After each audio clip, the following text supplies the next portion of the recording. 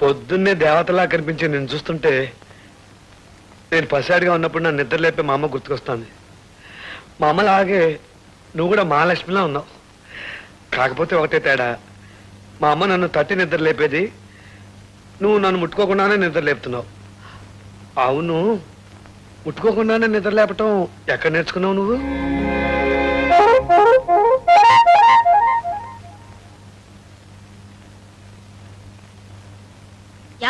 కోడల పిల్ల, నిన్ను ఎన్నిసార్లు పిలవాలి, ఎంత గట్టిగా పిలవాలి? పిలిచి పిలిచి నా నోరు పడిపోయిందనుకో. ముసలాయన తెల్లారుదామని పొలానికి వెళ్ళాడు. ఆయనకు పనేడుతో టిఫిన్ ఏమన్నా పంపించావా? మీ అబ్బాయి గారికి ఇప్పుడే కాఫీ ఇచ్చేస్తున్నానండి. ఇదిగో ఇప్పుడే పంపిస్తాను. ఆ కుంటి వెతవ కాఫీ కాస్త ఆలస్యమైనా పర్వాలేదు. ఆడికేం పని ఆ పాట. ముందు మా అల్లుడు గారిని లేపి కాఫీ ఇదిగో అమ్మాయిని లేపావు, దానికి పొద్దున్నే లేపితే కోపం వస్తుంది. వెళ్ళా. అలాగేనండి.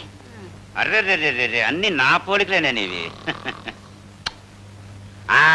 రామారా, రోజు పని మనిషి చేత్తో కాఫీ అందుకుని కర్మ కర్మ అని తిట్టుకుంటూ తాగేవాళ్ళం. ఇప్పటికి నీ చేత్తో తాగే అదృష్టం పట్టింది. ఓహా, మా ఆవిడ చూసావా గౌడికి ఎదురు ఎలా పడుకుని నిద్రపోతుందో? రోజులో ఎక్కువసేపు గురక పెట్టి నిద్రపోవటమే దాని జీవిత ధ్యేయం. ఇదిగో మా పెళ్ళైన మొదటి రోజున పాల గ్లాస్ పట్టుకుని నా గదిలోకి వచ్చింది. గ్లాస్ నా చేతికిచ్చి టపీమని కాలమే పడింది. నేను ఇంకా ఆశీర్వాదం కోసమేమో అనుకున్నాను. చూస్తే గురక పెట్టి నిద్రపోతోంది. సరే, పొద్దున్నే లేపి ఆ తెచ్చిన పాలు దాని చేతే తాగించాను. తాగింది, మళ్ళీ పడుకుంది. నీకో విషయం చెప్పనా? మీ ఆడవాళ్ళకి నెలలు నిండాక నెప్పులు వస్తాయి కదా, దీనికి అసలు నెప్పులే రాలేదు, నిద్దట్లోనే ప్రసవించింది. టోటల్ గా నేను నీకు చెప్పదలుచుకుంది ఏంటంటే, ఇక్కడ మనం ఏం చేసుకున్నా కూడా దానికి తెలియదు.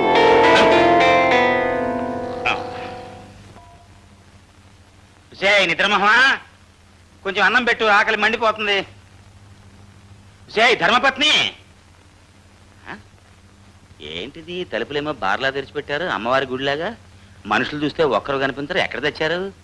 ఈ కుంటాడైనా ఇంట్లో పడి ఉండొచ్చు కదా. ఈడు షికార్కి వెళ్ళినట్టున్నాడు పెద్ద.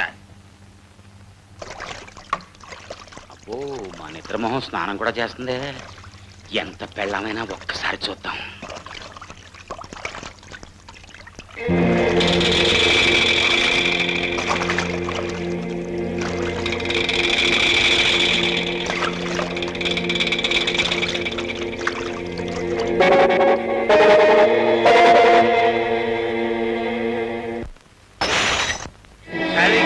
ఏడాది నుంచి ఎదురు చూస్తున్నాను ఇలాంటి అవకాశం కోసమే. నా ఏకవర్ష ప్రణాళిక ఇవాళకి నెరవేరబోతోంది. ఇదిగా కాసేపు నువ్వు నీ కుంటి మొగుణ్ణి, నేను నా నిద్రమోహం పెళ్ళాన్ని మర్చిపోయి హాయిగా కులాసాగా గడుపుదాం రా.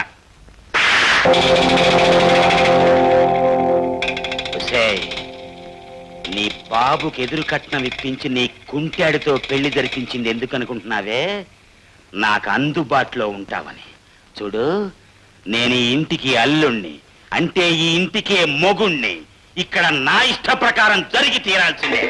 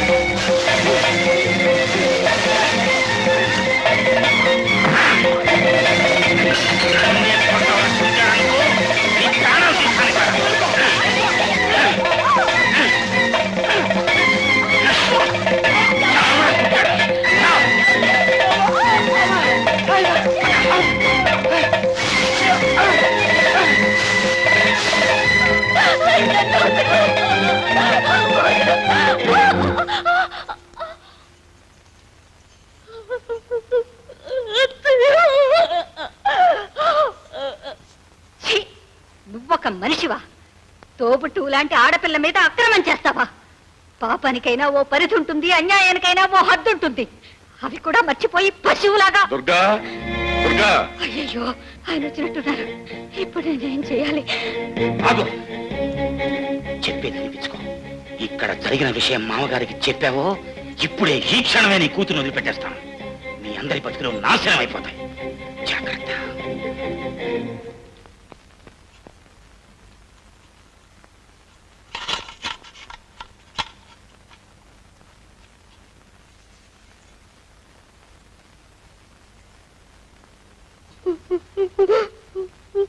ఎందుకు ఏడుస్తున్నావు అమ్మా? ఏం జరిగింది?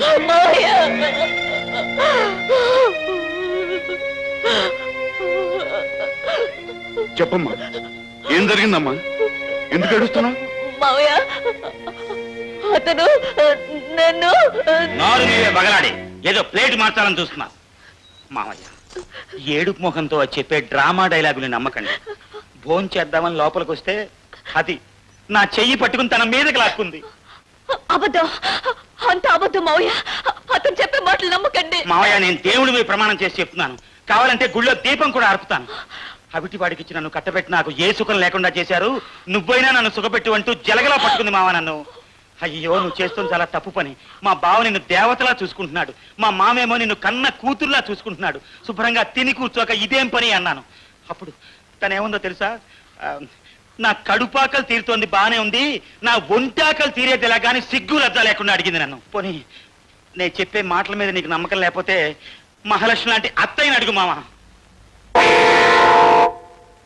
మాట్లాడవేమే? ఏం జరిగిందో చెప్పు. లేదు మావయ్య, ఆవిడ అబద్ధం చెప్తుంది. నేను తనకేమి కానిదానని, నేనేమైపోయినా పర్వాలేదని ఆవిడ అబద్ధం చెప్తుంది. మీరు నమ్మకండి, మీరు నమ్మకండి.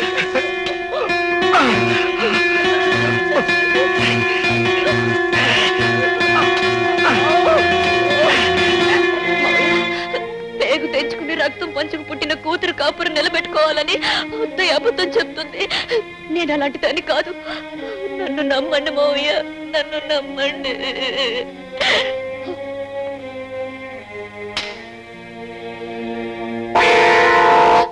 ఏమండి, ఏమండి, మీరంతా చూశారు కదా, చెప్పండి, మీరైనా జరిగిందటో చెప్పండి. నేను తప్పు చేశానని వీళ్ళంతా అంటున్నారండి. మీరే నా మీద మచ్చపడకుండా కాపాడాలి. చెప్పండి, మాట్లాడండి. నాన్న చంద్రయ్య, ఇక్కడ జరిగిందంతా నువ్వు చూశావని ఆ అమ్మాయి చెప్తాను. అసలు విషయం ఏంటో నువ్వు చెప్పినా అంటే నీ బావు చెప్పింది నిజమేనన్నమాట. నిజంగానే ఈ దౌర్భాగ్యురాలు. ముందు దాన్ని ఇంటి బయట పంపించే.